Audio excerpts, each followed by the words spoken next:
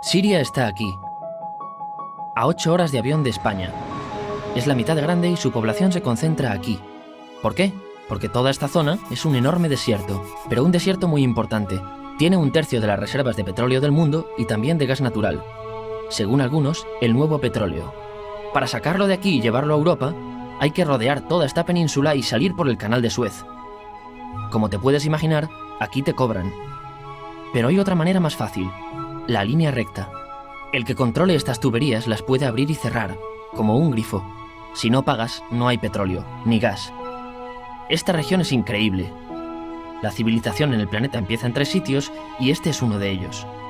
Mesopotamia, aquí. Sumer, que te sonará menos, pero es donde empieza todo, aquí también. ¿Recuerdas la Torre de Babel de la Biblia? La hicieron estos tíos. Egipto, aquí. Siempre ha sido un punto de contacto entre Oriente y Occidente, dando a Asia salida al Mediterráneo. Quizá por eso aquí nacen las principales religiones monoteístas, el judaísmo, el cristianismo y el islam. El islam es el último que llega y de hecho acoge a las 2 anteriores. Adán, Noé, Moisés, Jesucristo son considerados profetas islámicos. Bueno, al grano. Como la zona es brutal, todos han querido controlarla y siempre ha estado dentro de algún imperio. Los persas, los griegos, los romanos. El imperio romano termina partiéndose en 2 y finalmente solo sobrevive esto. Ahora es cuando la última religión monoteísta, el Islam, construye su propio imperio. ¿Te acuerdas de las cruzadas? Bueno, pues son los europeos cristianos intentando recuperar esta zona de la que estamos hablando. Los últimos en llegar son los turcos, que ojo, no vienen de Turquía, sino de muy lejos en Asia, junto con Gengis Khan. Lo conquistan todo y fundan el Imperio Otomano. El Imperio Otomano se queda ahí hasta la Primera Guerra Mundial. 600 años. Cuando acaba la Primera Guerra Mundial, aparecen pequeños países donde antes estaba el Imperio Otomano. Y por primera vez vemos a Siria en un mapa. Hasta ahora la habíamos dibujado para no perdernos. ¿Y quién se inventa estos países? Bueno, lo que te voy a contar es alto secreto. O lo era en 1916. Este súper secreto se llama Acuerdo de Sykes-Picot. Los franceses y los ingleses no podían derrotar solos al Imperio Otomano. Solo podían si les apoyaba la gente que vivía dentro. En su mayoría árabes. ¿Cómo se los ganaron? Pues les prometieron la Gran Arabia, un país solo para ellos. El único problema es que era un timo. Antes de seguir, recuerda una cosa. Los árabes son un pueblo, pero no una religión. O sea, un árabe puede ser musulmán, puede ser cristiano, y antes del Islam parece que hubo tribus árabes con tradiciones judías. Bueno, pues a los árabes no les dieron ese único país que les habían prometido. En su lugar, franceses y británicos crearon muchos países pequeños. Estos países, obviamente, no eran países de verdad, sino zonas bajo su control, con gobernantes puestos por ellos. Durante este tiempo hacen lo que quieren con la zona.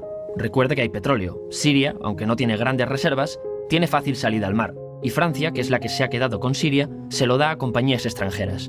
Después de la Segunda Guerra Mundial, los europeos se van. En el caso de Siria, son echados a patadas. Pero antes de irse, crean otro estado, Israel. No es el momento de hablar de ello, pero es un estado muy polémico que sus vecinos no reconocen. La prueba es que nada más irse los británicos, todos estos estados lo atacan. La zona, a partir de ahora, va a ser una bomba de relojería. Y mientras, ¿qué pasa en Siria? Bueno, pues no es muy estable. Tiene golpes de estado constantes.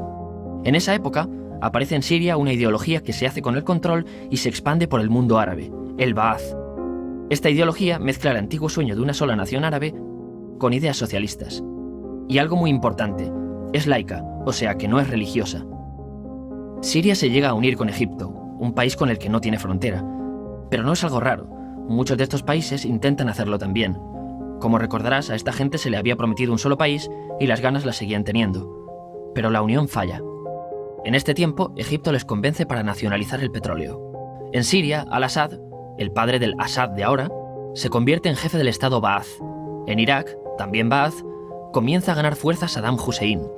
Las diferencias entre ambos países dividen a los partidos Ba'ath de otros países en pro-Siria o pro-Irak. Ahora ocurre la Guerra Fría. El mundo se divide en 2, o eres de Estados Unidos o de la Unión Soviética. Son años muy movidos en los que se pegan constantemente con Israel, invaden su vecino Líbano y comienza una oposición islamista al régimen Ba'ath de Assad. Los hermanos musulmanes. Vale, volvamos atrás un momento. Recuerdas que la mayoría de árabes eran musulmanes, ¿verdad? Bueno, pues dentro de los musulmanes hay 2 ramas fundamentales. Suníes, la mayoría, y chiíes. En el caso de Siria, a pesar de ser un estado laico, los gobernantes como Assad y los jefes militares eran chiíes, los cuales representan menos del 13%. En cambio, casi el 70% de la población es suní. Un dato curioso es que los cristianos son casi el 10%. Que los chiíes controlen el gobierno y ejército mosquea a la población suní, y ese sentimiento es aprovechado por los hermanos musulmanes, islamistas radicales suníes. Estos toman las armas en la ciudad de Hama, en contra del gobierno, y Assad acaba con la revuelta a costa de matar miles de civiles y encarcelar a mucha gente. En el año 2000, Assad padre muere, y le sucede Assad hijo. Ante las presiones, libera a muchos presos, trae internet y esperanzas de cambio. Hay un periodo de gran debate político y aparece la oposición. También vuelven los hermanos musulmanes. Los siguientes años son difíciles. Arrestan a la oposición. Y Bush incluye Siria en el eje del mal, y esto la aísla. Está mal visto negociar con Siria. Los kurdos, un pueblo que vive repartido por varios países de la zona, comienzan a protestar también. Hay represión y muertos. En 2011, te sonará esto, ocurre la Primavera Árabe. ¿Qué es esto? Bueno, es una protesta que se va propagando por todos los países árabes pidiendo más democracia. Como ves, el mundo árabe, a pesar de estar dividido en países, tiene tendencias generales. Cuando llega a Siria, Assad hijo termina usando el ejército y en los enfrentamientos mueren unas 1000 personas. Los enfrentamientos irán escalando hasta que se conviertan en guerra civil. No hay un momento exacto de inicio. Lo importante es que hoy en día hay numerosas facciones en juego. Vamos a verlas. Pero primero piensa en que todo está dividido entre chiíes, la minoría, y suníes, la mayoría. Chiíes, y además laicos, o sea, no religiosos, son el gobierno de Al-Assad. Controla todo esto, que si recuerdas son básicamente las zonas chiíes del país, y está enfrentado al resto. También mayoritariamente laico, pero suní, es el Ejército Libre de Siria, o FSA en inglés, junto con el Frente Islámico, que es religioso, y otros 70 y pico grupos más, forma una coalición que la prensa llama simplemente la oposición.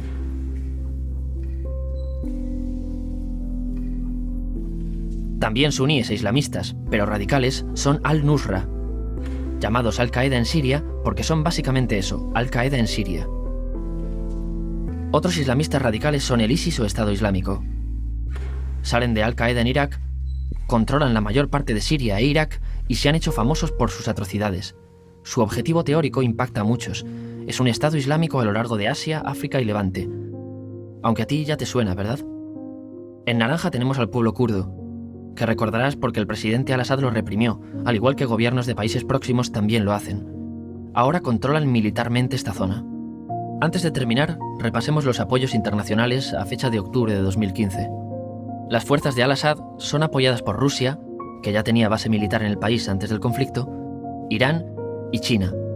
Todos son países de lo que Europa llama Oriente. En contra de Assad, apoyando a la llamada oposición, luchan Estados Unidos, Turquía, Francia, Gran Bretaña y Arabia Saudí. Podemos terminar con algunas conclusiones. Te advierto que esto ya es pura opinión. Si recapitulamos, vemos que la región es estratégica. Por su situación privilegiada, todos la quieren. Siria siempre ha estado bajo el paraguas de grandes imperios. Piensa que hace 100 años la actual Francia era Francia. Gran Bretaña era Gran Bretaña. Pero es que hace 200 también, y hace 300 también, y hace 400 también. En cambio, Siria solo es Siria desde hace menos de 100 años, y solo se gobierna a sí misma desde hace poco más de 50. Además, jamás decidieron sus fronteras, se las impusieron. Europa dividió Oriente Medio a su antojo para controlarlo, diseñando países sin tener en cuenta su población. Muchos historiadores dicen que todo pueblo tiene la necesidad de manejar su propio destino, pero estos ingredientes que hemos visto juegan en contra de proyectos como la Siria Ba'ath, que encima usa la represión para mantenerse. En última instancia, lo que producen es una guerra civil. En este contexto no es extraño que aparezcan actores que se alimenten de la desesperación, el sentimiento suní de opresión y la visión de Occidente como invasor. ISIS usa la identidad árabe y la mitología de antiguos imperios. Cuando quieras entender el presente, pregúntate, ¿y el pasado?